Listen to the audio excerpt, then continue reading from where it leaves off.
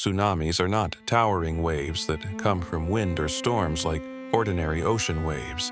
They are born from seismic violence beneath the sea, earthquakes, volcanic eruptions, underwater landslides, or even meteorite impacts. When tectonic plates suddenly shift, the ocean floor moves vertically, displacing massive volumes of water. That displaced water radiates outward in waves traveling at jetliner speeds, sometimes exceeding 500 miles per hour. In deep water, tsunamis can pass almost unnoticed, barely raising the surface. But as the waves approach shallow coastal waters, their speed decreases, while their height increases dramatically. This process is called wave shoaling, turning what seemed harmless offshore into towering walls of water as they hit land. The 2004 Indian Ocean tsunami was one of the deadliest in recorded history. A massive 9.1 magnitude earthquake off Sumatra triggered waves up to 100 feet tall, killing over 230,000 people across 14 countries. In 2011, Japan experienced the Tohoku earthquake and tsunami. This 9.0 magnitude quake sent waves as high as 133 feet crashing into the Japanese coastline, claiming nearly 20,000 lives. These disasters exposed both the destructive power of tsunamis and the gaps in global warning systems. Since then, scientists, engineers, and governments have collaborated to build more advanced and reliable tsunami warning systems worldwide. Modern tsunami warning systems begin with seismic monitoring. Thousands of seismometers worldwide detect earthquakes within seconds of their occurrence. Seismologists analyze the quake's magnitude, depth, and location to determine if there's a potential tsunami threat. But earthquake detection is only the first step. Deep ocean assessment and reporting of tsunamis, or DART buoys, are crucial. These floating stations, equipped with underwater pressure sensors, monitor real-time ocean changes. When a tsunami wave passes over, even if it's subtle, the sensors detect changes in water pressure at the sea floor and relay the data to satellites. Centers like the Pacific Tsunami Warning Center in Hawaii and the Japan Meteorological Agency analyze incoming data 24/7. Using computer models, they simulate how the tsunami will behave, estimating its size, speed, arrival time, and possible impact areas. Once confirmed, warnings are issued to governments, emergency agencies, and directly to the public through multiple channels: sirens, text alerts, radio, TV, and internet platforms. In many cases, coastal communities have just minutes to react. Even the fastest systems face a race against time. That's why many nations run regular evacuation drills, training people to respond automatically when an alert sounds. Evacuation routes are clearly marked, directing residents toward higher ground or inland zones.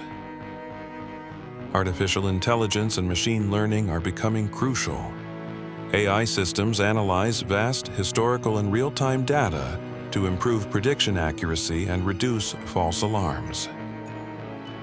New technologies like ocean drones and cabled seabed observatories offer direct, real-time measurements from earthquake-prone trenches under the sea. Even satellites now play a role, observing subtle sea surface changes from space. Most tsunamis occur in the Pacific's Ring of Fire, a horseshoe-shaped zone where tectonic plates collide, producing frequent mega-earthquakes and volcanic activity. Volcanic eruptions can also generate tsunamis by displacing large volumes of water instantly. Similarly, underwater landslides triggered by seismic activity can unleash devastating local tsunamis with almost no warning.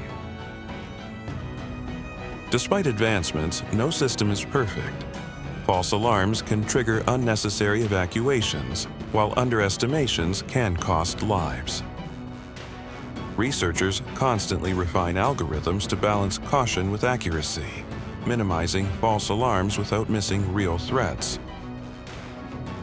Ultimately, public trust in warning systems is vital. When trust erodes, people may hesitate to evacuate during real emergencies. Once confirmed, warnings are issued to governments, emergency agencies, and directly to the public through multiple channels: sirens, text alerts, radio, TV, and internet platforms. Families should establish evacuation plans, know their nearest high ground routes, and practice responding quickly to alerts. Modern apps can deliver real-time warnings directly to smartphones, giving individuals precious extra minutes to act. Because tsunamis don't respect borders, international cooperation is essential. Organizations like UNESCO's Intergovernmental Oceanographic Commission coordinate warning systems across oceans. Data sharing between nations ensures that no coastal community faces these threats alone. During actual disasters, international aid often rushes to assist affected regions, from search and rescue to food and medical relief. Once confirmed, warnings are issued to governments, emergency agencies, and directly to the public through multiple channels: sirens, text alerts, radio, TV, and internet platforms. Future city designs may incorporate elevated evacuation towers and floating structures to protect vulnerable populations. With continuous research, new breakthroughs may allow us to detect earthquakes faster, analyze tsunami potential instantly, and issue earlier warnings. Tsunamis will always be a force of nature we cannot control.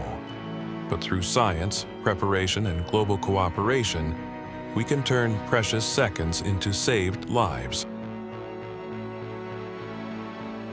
Understanding tsunami warning systems isn't just academic. It's the difference between tragedy and survival.